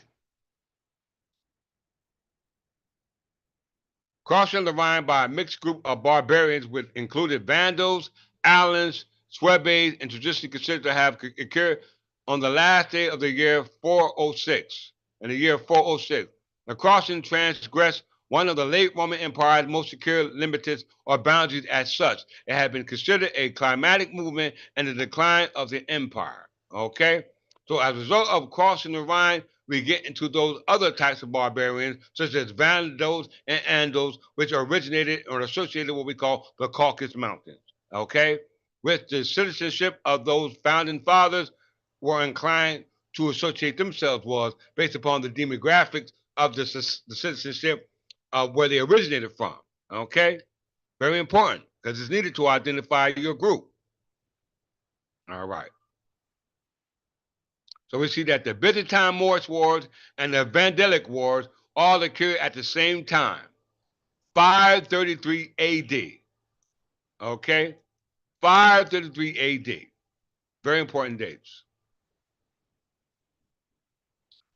Right there. 533 to 534, Vandalic Wars. All right. Then we got the Byzantine Moorish Wars in 533. Same time. And Tunisia, Algeria, and Libya. All right. Morocco. All right. They ain't over in Asia. I mean, they ain't over in in what they call Arabia. They're in Tunisia, Algeria, Libya, and Morocco. This is where they are concerning the Byzantine Moorish Wars, as well as the Vandalic Wars. Very, very important for us to understand that. All right, 533. All right, Vandalic Wars. What time did they start?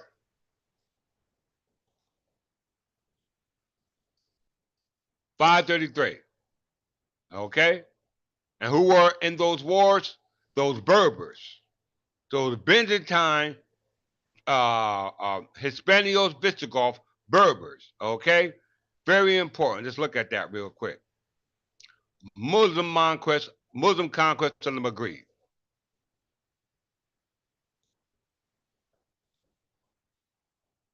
Before they even got into to Europe, before they even got into Europe, the Iberian Peninsula, they had to invade the Maghreb or conquer the Maghreb.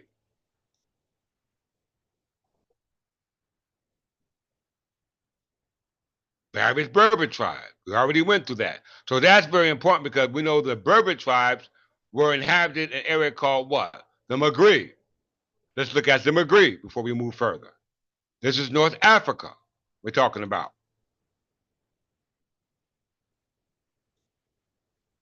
The Maghreb, also known as Arab Maghreb, which is called Mashriq, all right, is the western part of the Arab world. The region comprises western and central North Africa, including Algeria, Libya, Mauritania, Morocco, and Tunisia. The same place where you have the Byzantine invasion. We had the Arab invasion of the Maghreb, the Byzantine and Moorish War, as well as the Vandalic Wars, are all taking place right here in this geographical area. Okay? Very important, but they are not the original people from there. Okay? They are not the original people from there. How do we know it? Let's see.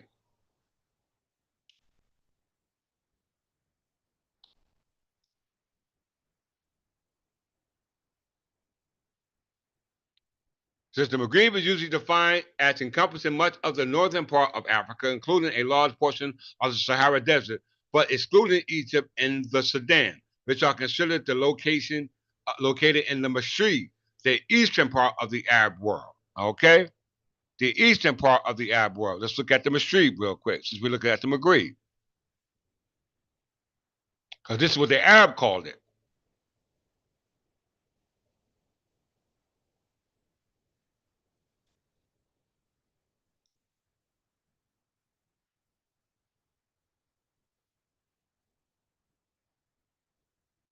The Maghrib versus the Mashriq. The Mashriq, also known as Arab Mashriq, sometimes spelled Mashriq or Mashriq, is a term used by Arabs to refer to the eastern part of the Arab world as opposed to the Maghreb western region and located in Western Asia and Eastern North Africa. Arabic equivalent to the term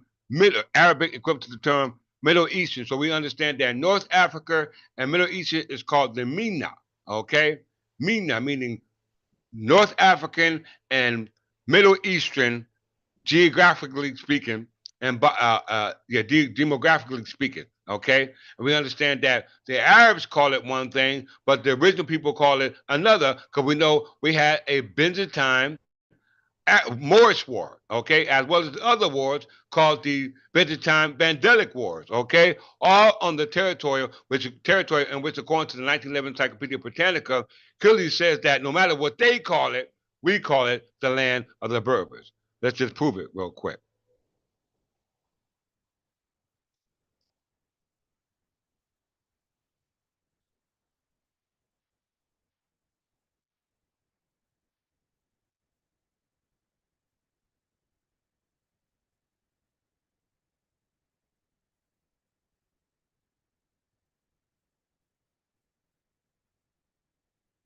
All right, we just read same uh, area where all these wars are taking place. What we just mentioned, okay. It says here, the fact has been emphasized by Dr. R.G. Latham, who writes, all that is not Arabic in the Kingdom of Morocco, all that is not Arabic in French province of Algeria, all that is Arabic in Tunis, Tripoli, and Fezzan is Berber. This explanation lies in the profound distinction of their what? Character. Okay? We didn't even deal with the ethnicity or genealogy, we dealing with the character. Okay? The Arab is a herdsman and a nomad. The Berber is the agriculturist and a townsman. The Arab has built his social structure on the Quran, which inculcates absolutism, aristocracy, and theocracy. The Berber, despite his nominal ways, is a democratic with his Jimna, Wittama, and his Qanun, meaning the unwritten Magna Carta. Okay? This was the government that was composed of the English kings. Okay?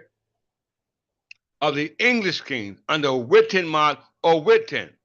So that means that the English, all those Berbers, all those people who occupied Middle East and North Africa, very important. But we forgot that somehow.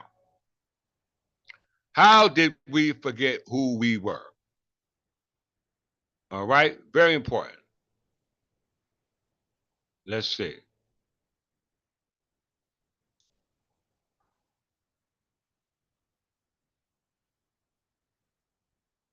Go back to the case law.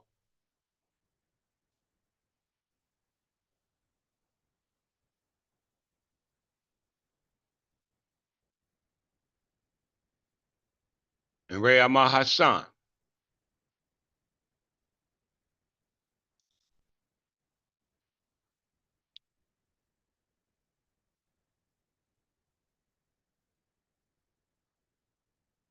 Roots is on right now.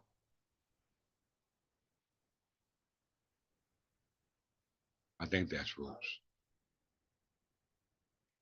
So it says in Ray Ahmad Hassan, which we just read. Well, let's start.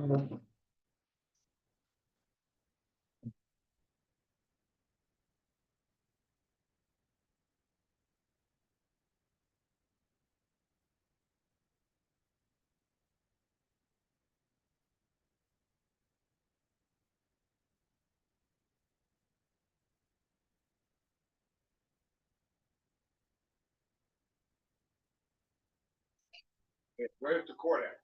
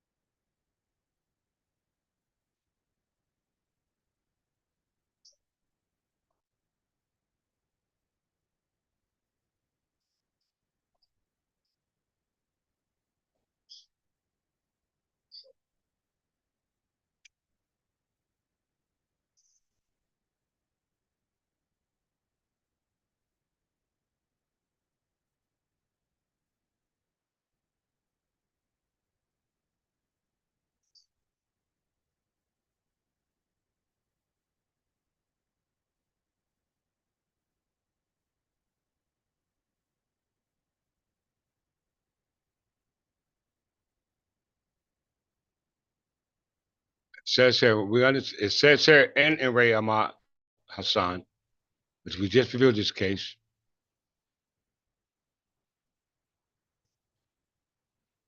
that it states in the Dane case, the court pointed out that the framers of the statute and employing the term white person had primarily in mind European peoples who constitute the class from which virtually all the immigration to this country had come and who would readily became assimilated into our civilization.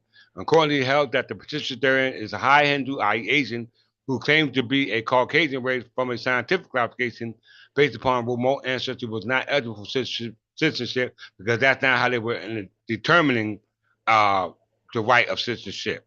Okay. It also says that in this case,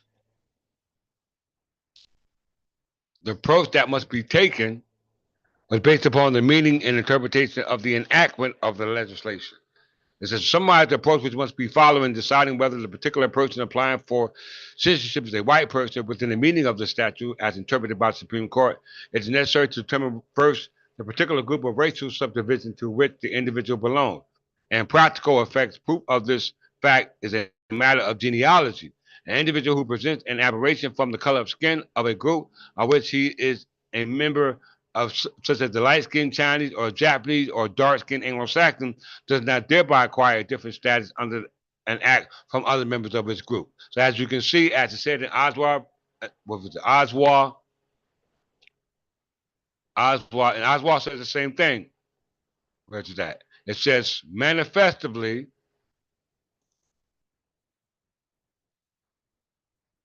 the test afforded by a mere color of skin of each individual is impractical as that differs greatly among persons of the same race, even among Anglo-Saxons, whether they were white-skinned, dark-skinned, blue, purple, etc.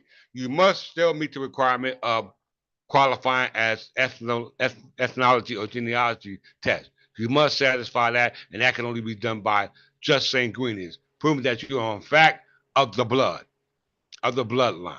Okay? With that in mind, let's go here in closing.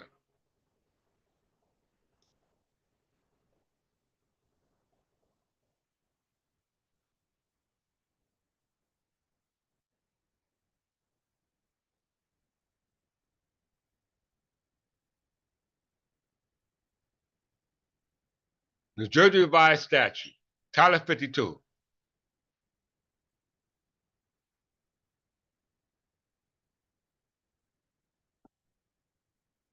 Action to torch against the state.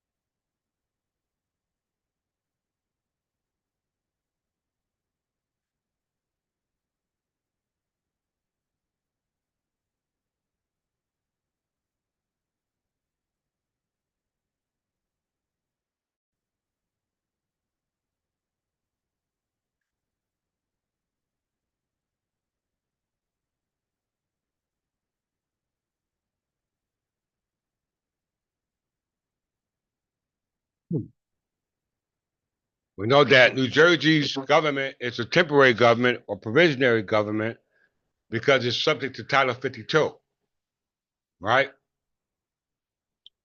And New Jersey has violated the law based upon improperly uh, improperly or not properly collecting data on those people who should really classify as free white persons and the true meaning in the sense of the word.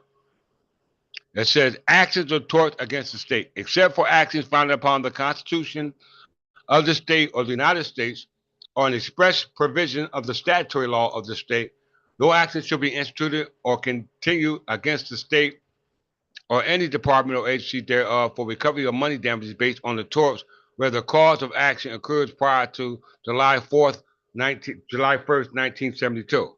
Okay? It's after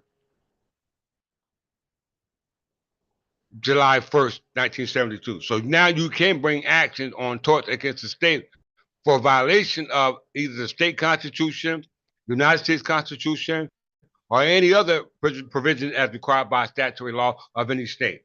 Okay, how I know it? Let's look at the next statute. They violated the next statute.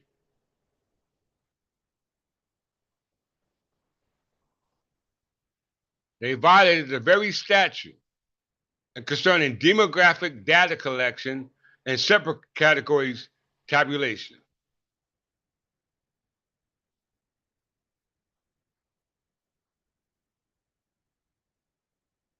This was enacted in 2023. Law, public law, 2023.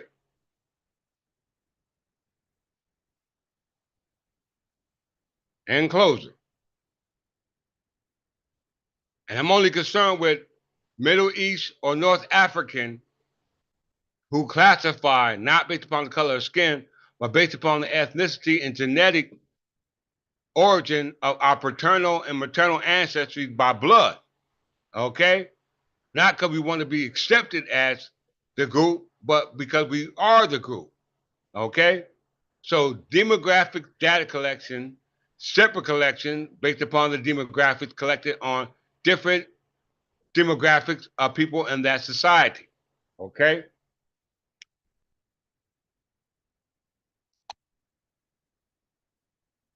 So we see here that New Jersey can be sued for violating the United States Constitution or federal constitution or provisionary statutory law when they're required to do so. What provisionary or statutory law did they violate? This one right here, 52:4-7. Demographic data collection. It says each state agency that directly or by contract collects demographic data as to the ancestry of residents of the state of New Jersey shall use separate collecting categories and tabulations for the following. Now, the only instrument that identifies you in lieu of citizenship, let alone ancestry, is that goddamn driving license. And on it, it says not proof of identity. Everyone pull it out your pocket and see if it proves your identity. All right? It does prove you are a resident, but it doesn't prove your citizenship. But it's supposed to because it says each state agency that directly or by contract collects demographic data as to the ancestry of a resident of the state of New Jersey shall use separate collection categories and tabulations for the following. One,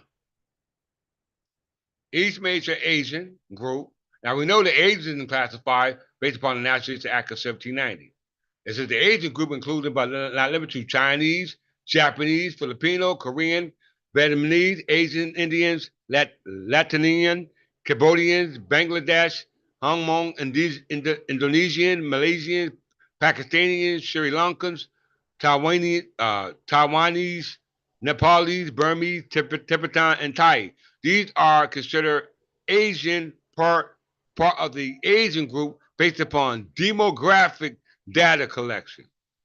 Group 2, each major Pacific Islander group, including but not limited to Native Hawaiian, Chamorro, Guanamanian, Samoan, Fijian, and Tongan.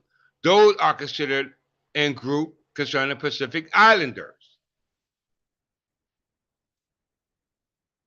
Group 4, I'm part of group 3, each major Middle Eastern and North African group, including but not limited to the Algerians, Bahraini, Egyptians, Jordanians, Kuwaitis, Lebanese, Lebanon, Moroccans, Omani, and Tunisians. These are considered the Middle Eastern and North African group. So everybody got to pick a group. Which one are you a part of? Because white ain't going to get it. Black ain't going to get it. Color ain't going to get it. Okay? You notice they didn't mention English, though. Why? Because English were the founders of the European bearers, which were actually, as 1911 Encyclopedia Britannica said, were Berbers. All right? Each of the major Asian and Indian diaspora groups, including but not limited to Guyanese, Trinidadians, and Tobagonians, and Surinamese, pardon if I pronounced that wrong, and 5 other Asian Pacific Islands, Southern Asian Indian diasporas, or Middle Eastern or North African group. Each state agency that directly or by contract collects demographic data as to the ancestry of residents of the state of New Jersey shall use separate collection categories and tabulation for the following. One, the primary language spoken. One, the primary language spoken at home, and if such language is a non-English language, whether the respondent is fluent in English. Why is this the case? Why is this necessary? Because it's the English who sets the standard. Two, ancestry. The data collected pursuant to the provisions of subsection A and B, which we're reading now of the section, should be included in every demographic report on ancestry of residents of the state of New Jersey by the state agency published or related on or after the first day of the 6th month following the effective date of this act. Public Law 2023. The data should be made available to the public in accordance with the state and federal laws, except for personal identifying information, which should be deemed confidential by posting the data on the internet website on the state agency.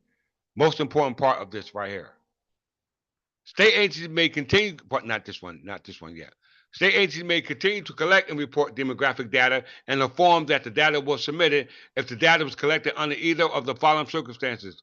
One, pursuant to the federal law, regulation programs, or surveys whereby the requirements or guidelines for the demographic data collection categories are defined by federal law, regulation program, or surveys. When you fill out those surveyed applications, what they say on it? Black, white, colored, and other.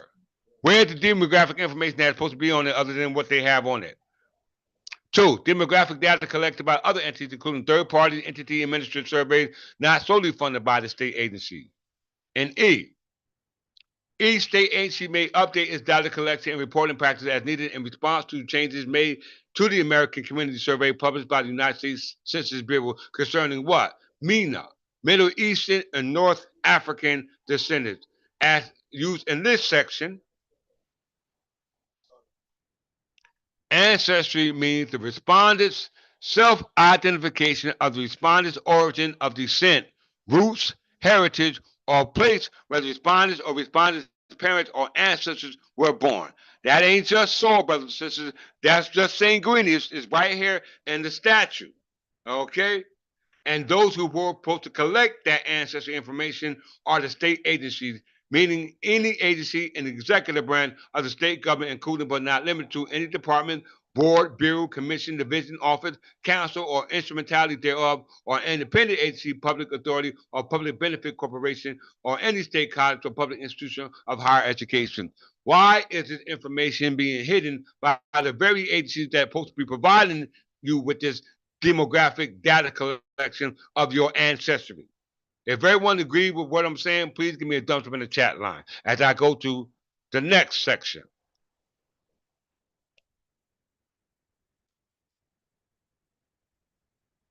In closing,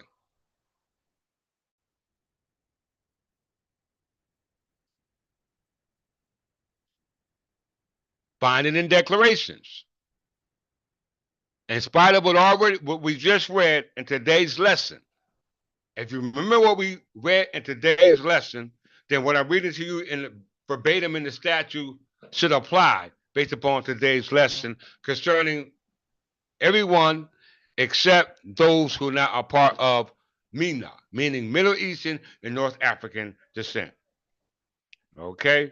Middle Eastern or North African descent. The legislature finds that Asian Americans, Native Hawaiians, and Pacific Islanders, and Middle Eastern and North Africans, MENA, and Southern Asian and Indian diasporas, people are significant and important communities in New Jersey. So they recognize that there are, in fact, these communities in New Jersey, but there are not enough data based upon demographics collected. Okay? Not enough data based upon demographics collected. I wonder why. The number of Middle Eastern and North African and Southern Asian Indian diaspora residents cannot be accurately determined with the current collection methods. The members of these communities have made significant contributions to the culture and economy of the state. Did you hear that? Though they don't have the information based upon the demographics data that they were supposed to have been collecting, they have made contributions based upon the culture and economy of the state. Okay? Very important. So we're only concerned with MENA, Middle East and North Africa. MENA communities in the state and other on the federal level are categorized as white. They want to hear that. Middle Eastern and North Africans communities in the state of New Jersey on the federal level are categorized as white. Did everyone see that? However, this racial identity has not matched the discrimination in housing, workplaces, and through daily life that many in the MENA community say they have faced, because there is not enough data collection as regards to our demographics of who we say we are. All right? Many younger people in the Middle East and North African communities often compare their experience to those in the communities of the colored people, okay, i.e., persons of color. However, with the lack of clear category, this paradox has been difficult to show through data. Okay? You cannot show it through data. So we have to provide this data.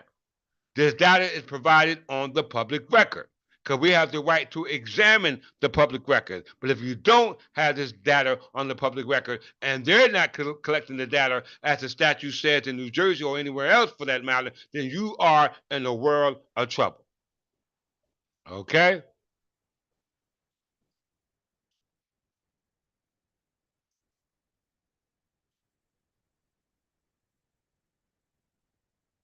It says existing laws require demographic data to be collected, which includes the different groups as well as the other groups. Our group is concerned with MENA, Middle Eastern and North African. Okay? This, however, the collection by the state agency is often far too general and does not incorporate breakdown for the numerous ethnic groups within the AAN HPI community. Additionally, state law does not require such a breakdown for the MENA and the South Asian Indian diaspora community. Also, this data is not made as accessible as it can be to the public. Data should be updated on a regular basis and made accessible to the public so that the local government, elected officials, decision makers, and other stakeholders can use the information to strategically target programs for those most in need. Given the diversity of languages and cultures, separating data for the additional Asians, Native Hawaiian, Pacific Islanders, Middle Eastern, North African, and South Asian and Indian diaspora ethnic groups, and making that data publicly accessible are critical for enhancing our state's understanding of the needs and experiences of these different communities. Okay? You are, in fact, a member of the community, aren't you? You are, in fact, a member of the community. So your rights, your interests, your protection, your education should be preserved. Okay? It should be preserved, but by the right history. Okay? By the right history, and that history is that of the English Anglo-Saxon Berbers, because as we've seen in precedents, as well as in case law, and United States versus Juan Kim Ark, and Ray Ahmad Hassan, United States versus Lee, United States versus Bhagat Singh Thing, Oswald versus United States. These are all cases referring to the English Anglo-Saxons who are in fact and indeed Berbers. And I bring this up in closing. We have accounts to support that. 1066, the year.